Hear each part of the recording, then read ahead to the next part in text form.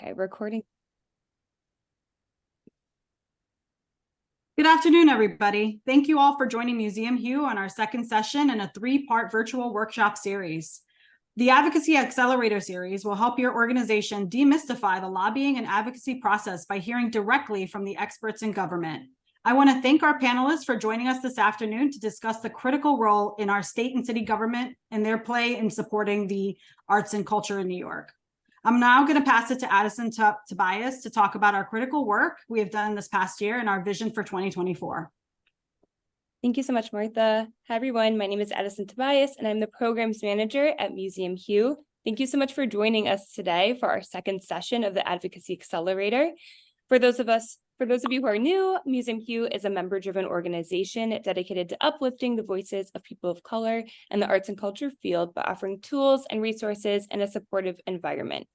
This series aims to demystify the lobbying process for organizations by providing actionable steps and various resources so that you can all learn how to champion your organizations through government advocacy.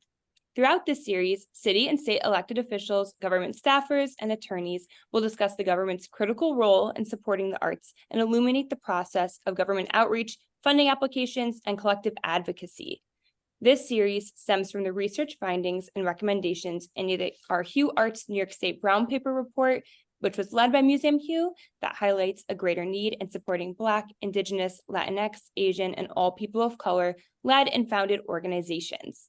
This series is also being created with the intention of developing a breathing toolkit to be housed on our website and member platform, Circle, that you can all access and use after the sessions are over. If you are all not already a member and are interested in becoming one, you can join for $150 a year as an organization, or as an individual, you can join for $30 a year to access all prior and upcoming recordings, resources, and free registration for our programs.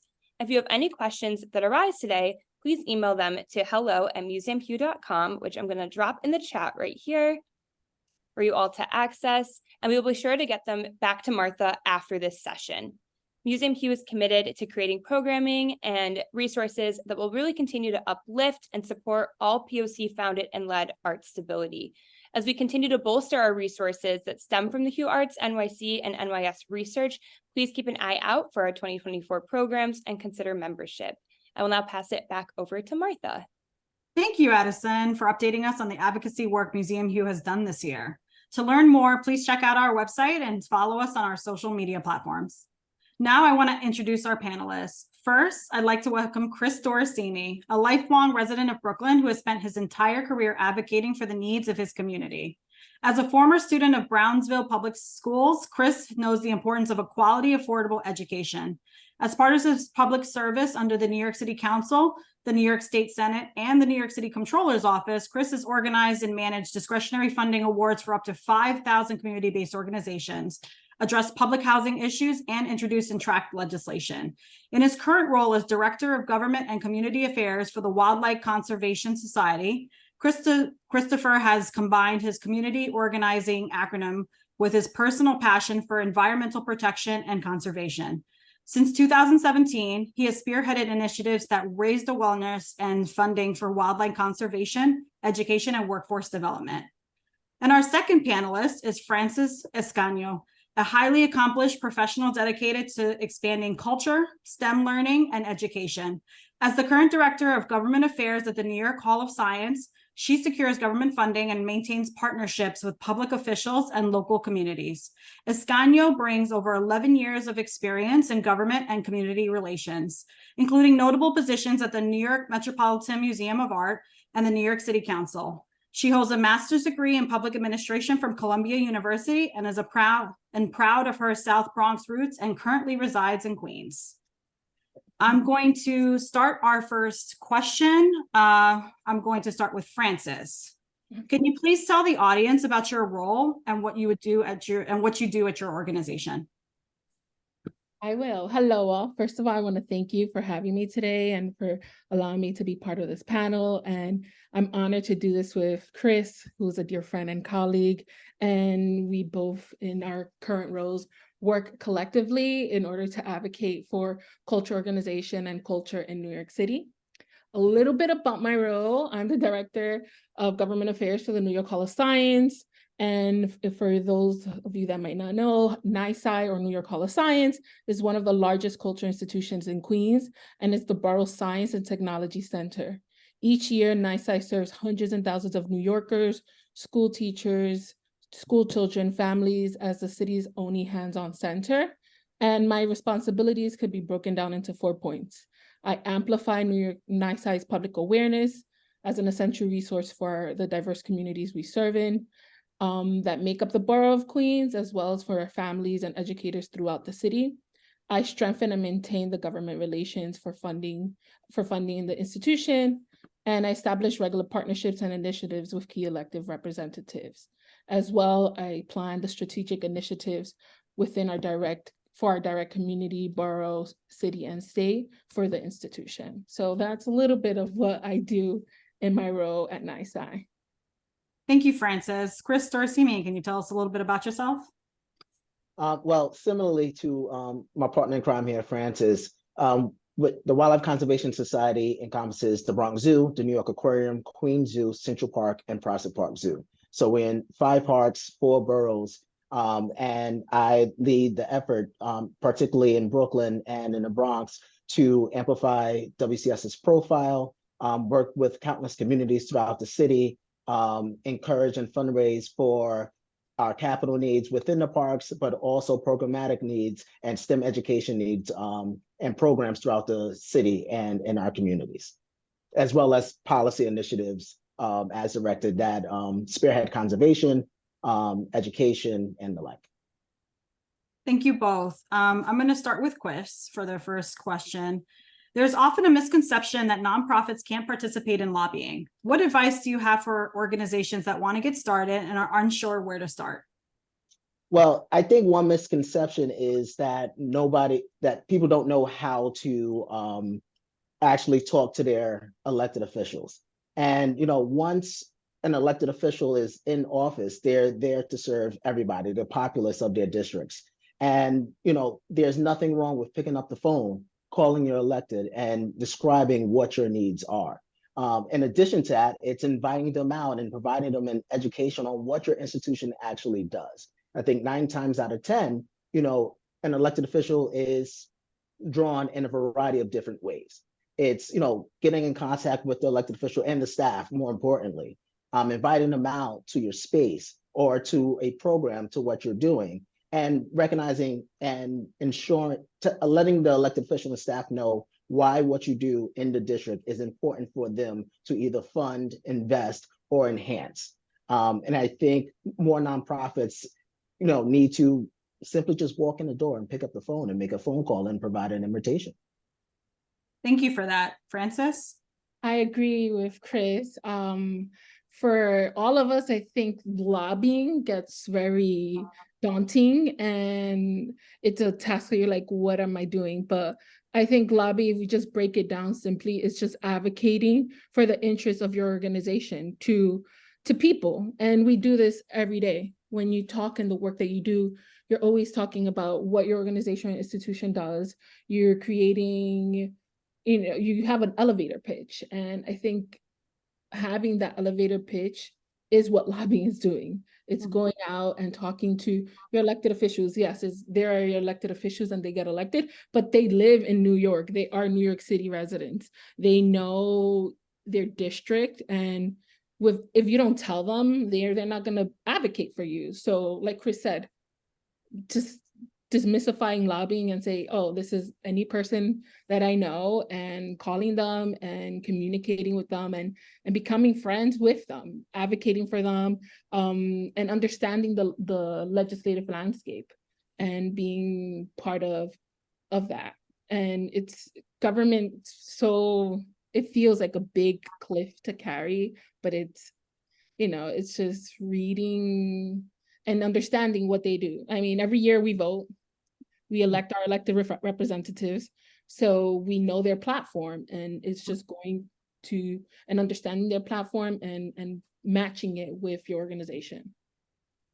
So can I ask as a follow-up, what's your advice on whether it be a one pager or an email? Like, what do you guys do that can leave something tangible behind? Because obviously there's the visits, we ask them to come and visit the organization for programming and other in-person things, but what's the, tangibles that could be left behind that you advise? For me, I always think of the great John Wright, who no longer is with us, but I learned a lot from him. And he just said, email and call people, invite them to everything and anything that you have going on. It may seem as simple as just a performance doing that. But as well as I said, creating an elevator pitch. I go in and understanding the budget cycles of each city, not city agency, but of each of the city and the state, and knowing when is the time to get in contact with them. It's a 12-month thing. It's not something that only happens from January to June when the budget cycle is happening, but your organization does things 12 months of the year. Creating that one pager of explaining of the key points that you do. I do this, I represent so many people, X, Y, and Z of people who come in through our doors. We have 4 performances throughout the year. Our community members use this because of, this is a safe haven for the members that enjoy this and come to our organization, and giving them the information and building a relationship. You want to build a relationship with them, and that helps these decision makers when it's time to vote on the budget. If they know you, they're like, oh, NYSI is doing great work, and I know their work is important and is helping my district. I'm going to help them in providing funding and also doing your budget applications. If you don't fill out the budget applications, then, you can't get funding. Yeah. So. And to build off what Frances is saying, it's having that elevator pitch, that 2-minute pitch, but also finding out what's important to that elected official. Yeah. For example, let's say economic development. So it's saying how many people come through our park, how many people from your district work in our space, how much money are they providing, back within the community. And so it's telling a story that's not just, hey, this is what we're doing, but also this is how we're giving back directly and indirectly to the district by which you represent. And once the budget negotiation team or the delegations are in that room, both in the city and state level, to Frances's point, once you build that relationship, those numbers stick out in mind. And it's saying, oh, this entity, this organization is providing a direct service to, let's say, 5,000, 10,000, 15,000 people, whether it's performances, whether it's safe havens, whether it's direct dollars into the district. And it's more of an investment than a handout or a give out. Thank you both for that. Frances, in our last session with Arts and Culture chairs, State Senator Jose Serrano and New York City Council member Chio Say, they discussed the importance of organizations attending hearings and giving testimony. Can you talk about other ways to participate in advocacy and lobbying efforts?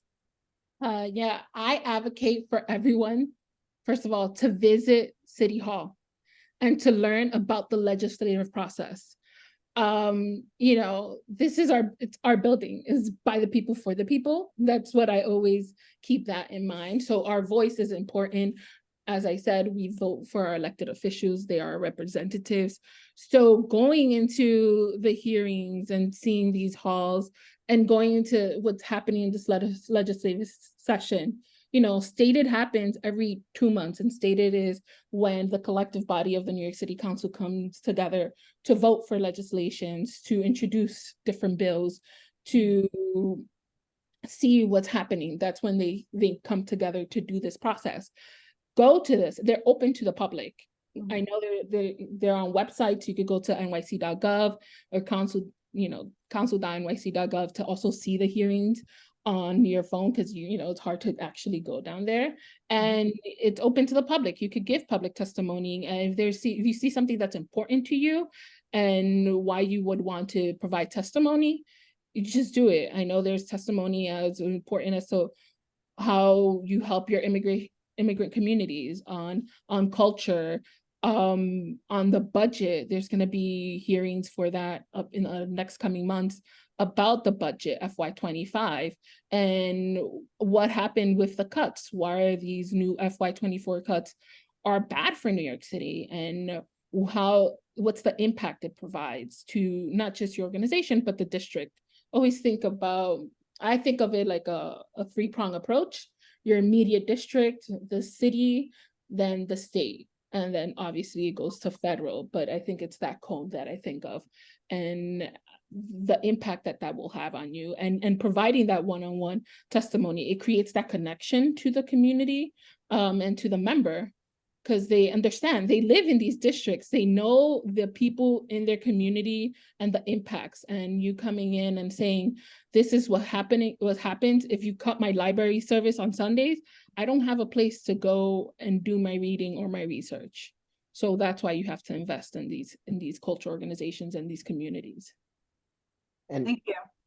I just want to add to what amplify and add to what Frances is saying. You know, this is the people's house, right? And I know, for example, in Albany, every Tuesday during session, they will have what they call lobby days.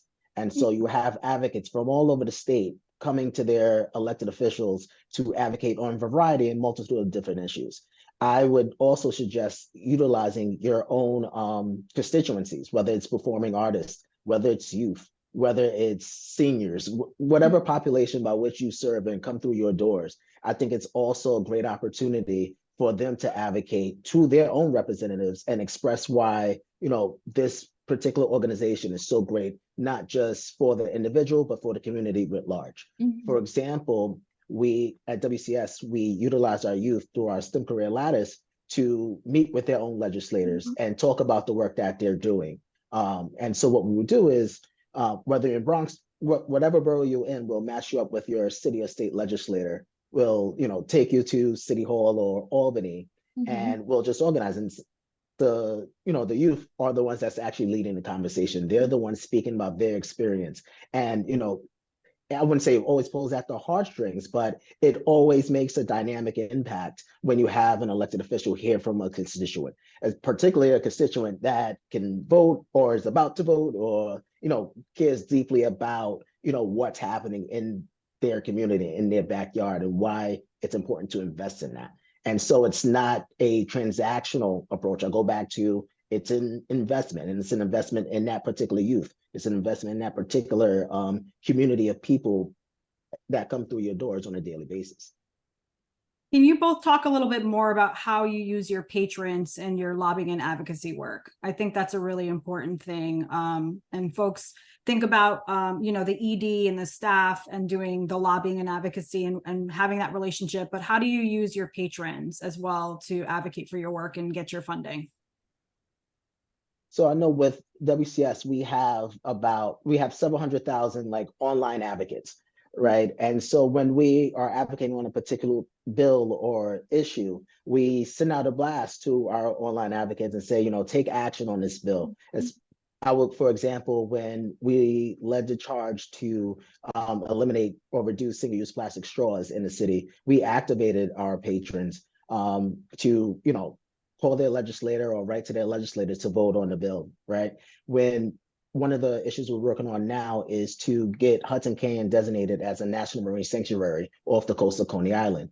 We spent a good part of last year engaging our patrons who come through our parks, both our youth, our elders, our, you know, anybody who came in, had our youth actually talk to the patrons about the importance of designating Hudson Canyon as a national marine sanctuary. And we're able to get over 100,000 signatures in support of that.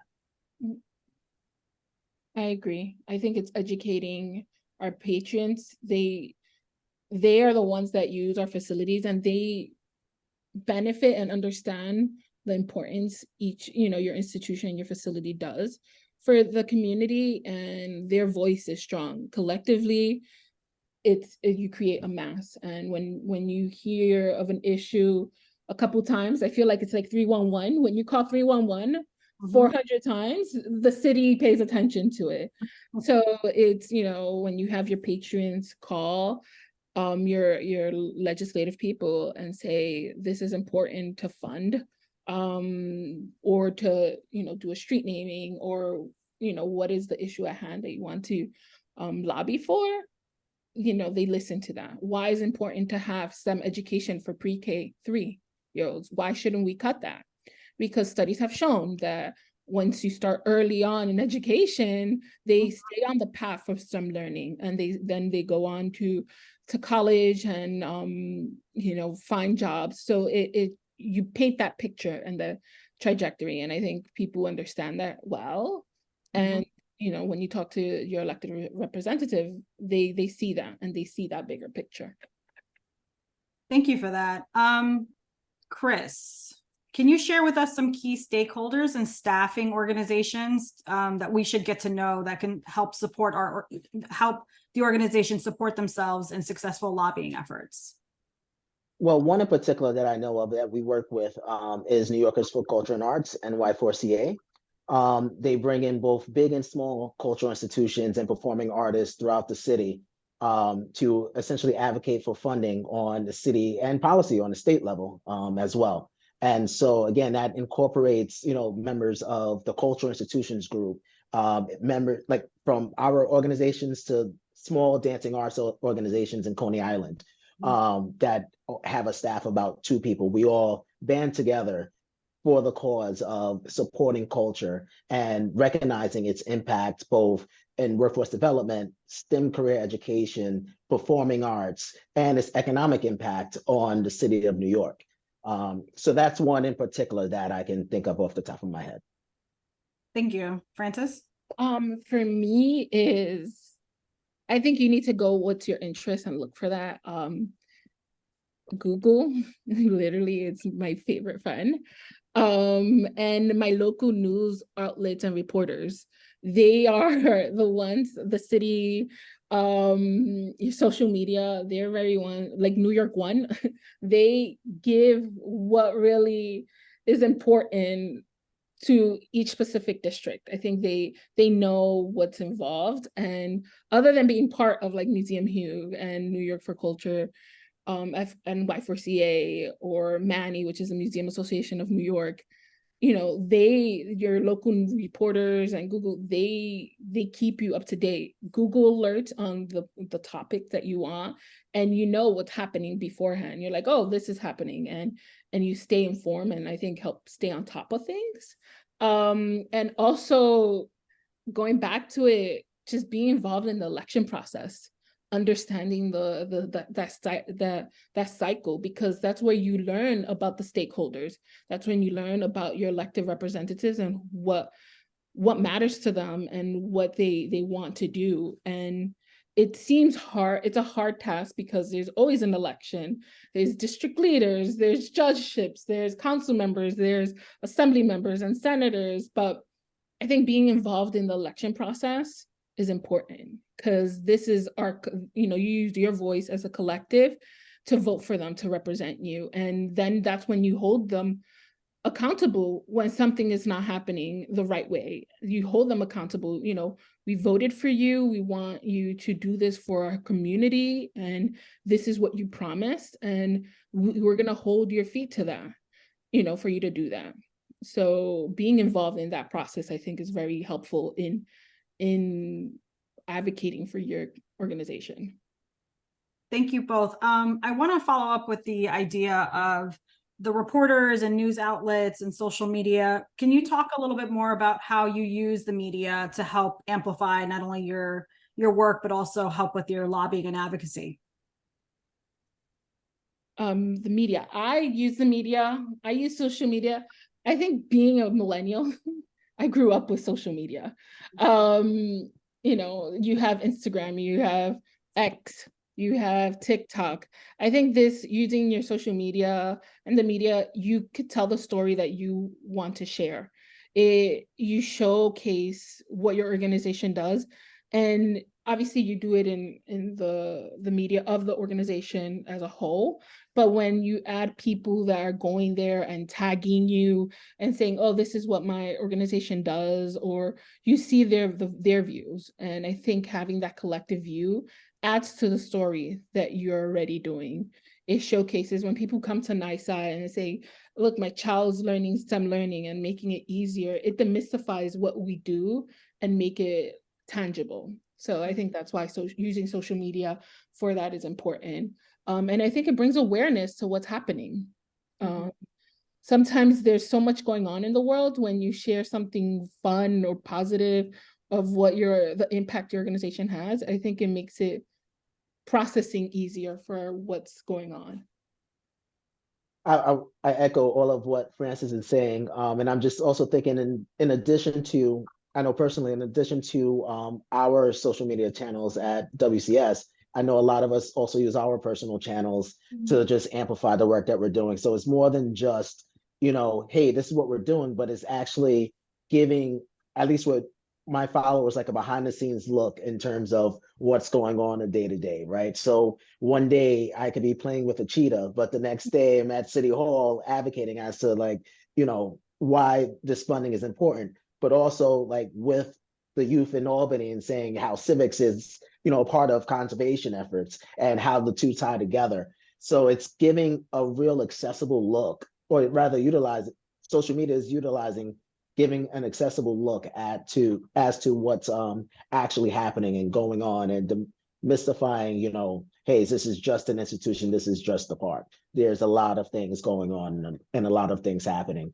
On the reporter side, I was told by an actual reporter is that sometimes it's just worth reaching out, having a cup of coffee, and if your subject matter is culture and you're proficient in talking about that, it's really discussing the good, the bad, the ugly, why it's important, and suggestions as to what can be done. And a story may come out of it, a story may not come out of it, but there's always it's always a positive look to reach out to a reporter and have them explain and explain what the deal is.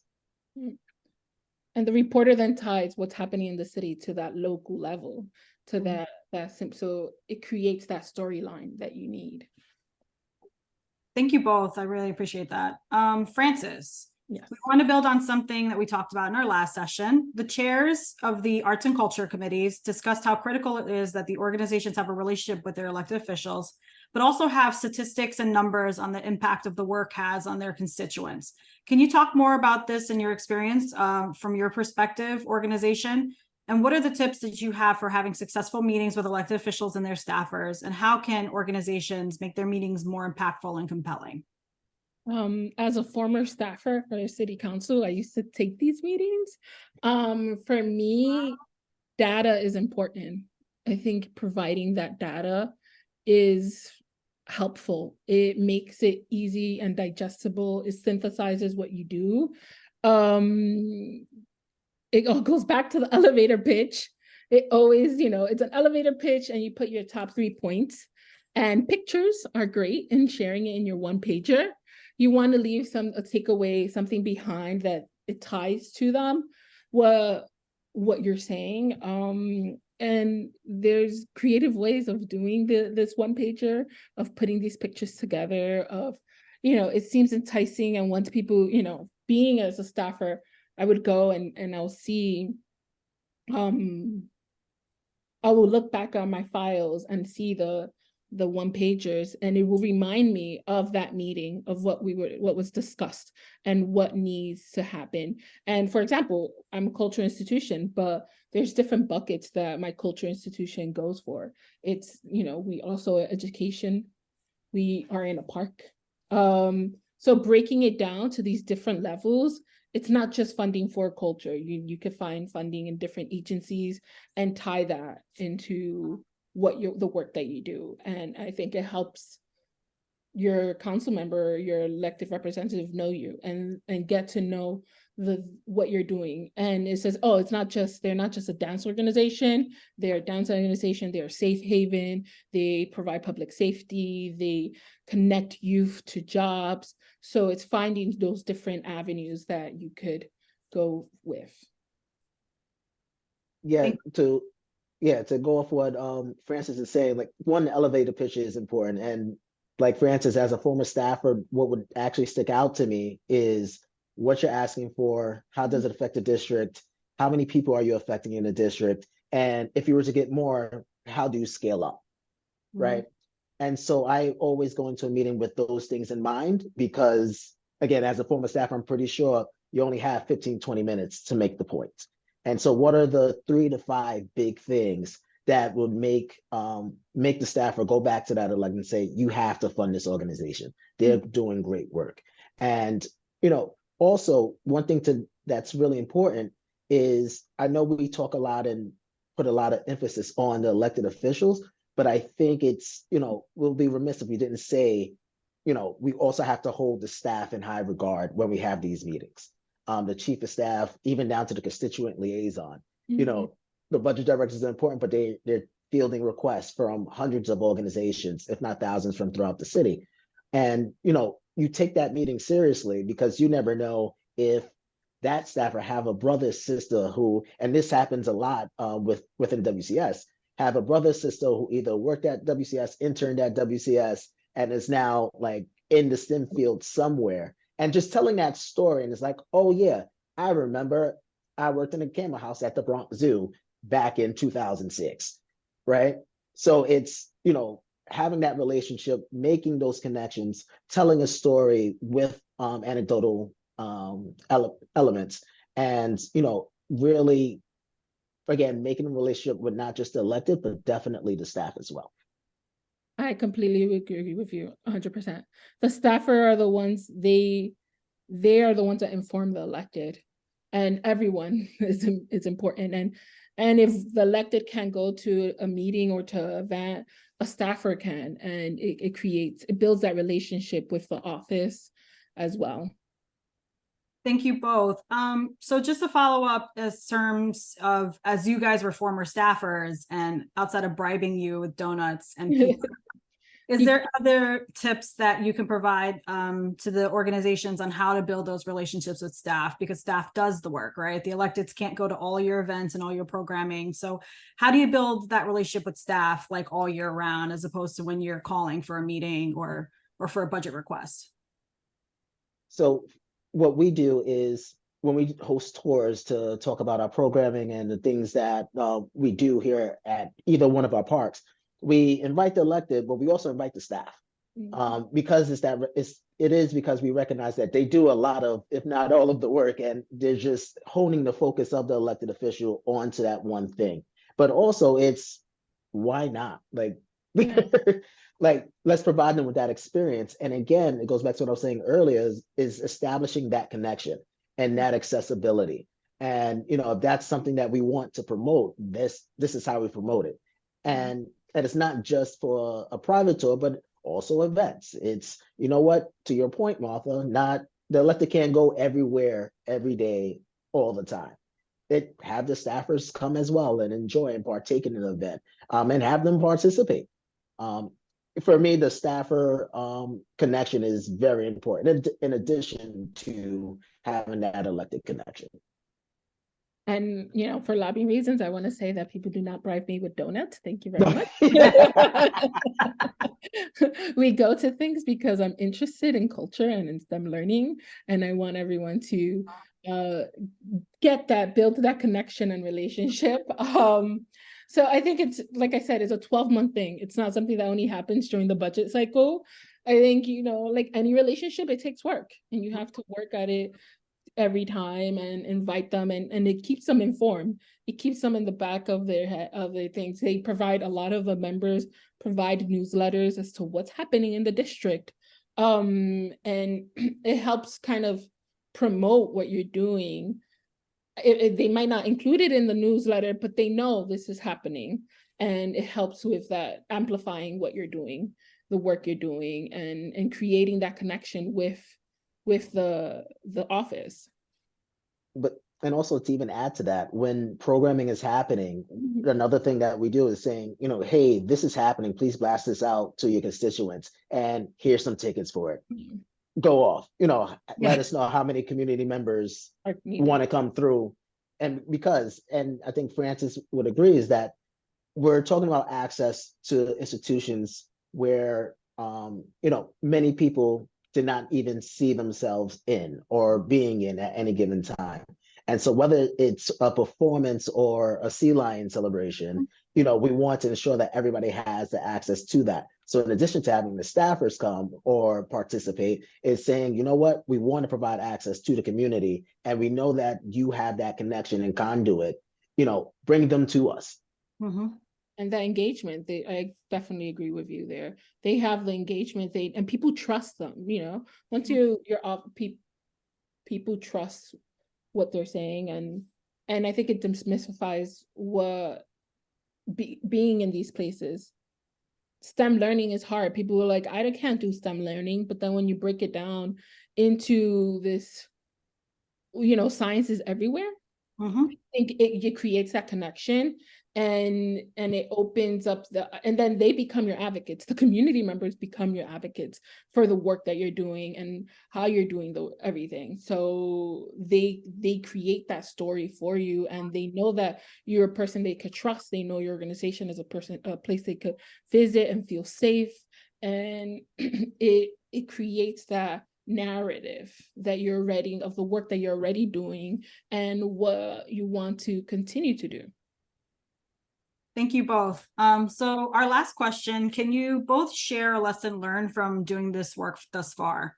What's the one thing you want folks attending to take away from this conversation today? I could go. I think it's about collaboration and coalition building. It may feel like you're in this by yourself, but you're not. We all growing up in New York, we all have that mindset of how we could make, you know, New York is the best place in the world. How could we add to that fabric? How could we build together to amplify our story? So I think coalition building is important. I mean, we work in two different institutions, but we work together to ensure that we amplify the importance of culture in New York. We work with different community partners and community organizations, and together we build that story for our community and how we want to improve our community. And it just ties back in. It creates that circle that we want to. And actually, I think I echo exactly the same sentiment of what Frances is saying, and I want to provide an example of that, right? So even though we're, you know, separate institutions, us in a combination of 6 other science-based institutions have what we call Sci Network NYC. It's a workforce development initiative where we provide about 1,100 paid internships to young people ages 14 to 24. Not only is it just paid science-based internships, but we provide wraparound services such as how to write a resume, how to conduct an interview, how to connect with your peers, and other things as well. And this is within its 3rd year, right? So think about it this way: through just talking to each other, having an idea has now become a 3-year, hopefully continuing, knocking on wood, impact to where thousands of people have possibly, you know, obtained their first jobs, right? They're being introduced to STEM. They're learning how to adapt and excel in the workforce, all while in high school. And, you know, by providing those supports, thousands more can benefit from that. And this all started from us just talking to each other about what the other institution is doing and how can we put that together to make a larger impact. And this is all with a focus on neighborhoods that's been historically underrepresented in STEM, right? And again, one conversation, just several conversations here and there, and we're all like, hey, here's an idea that we can build upon. And we all are doing the same work respectively in our different pockets, and we're like, oh wait, we come back together, and this is the strength in numbers. So I completely agree with you. Yeah. And also I'll add to stay informed. You know, you hear everything that's happening in your organization, in the community you serve, so you have the first impact. So once you know that you see something's happening, or you're the first one to see it, so you could advocate that and say, wait, we need to do something now to adapt to this now, and how we can improve it. So I think that that's also important as well.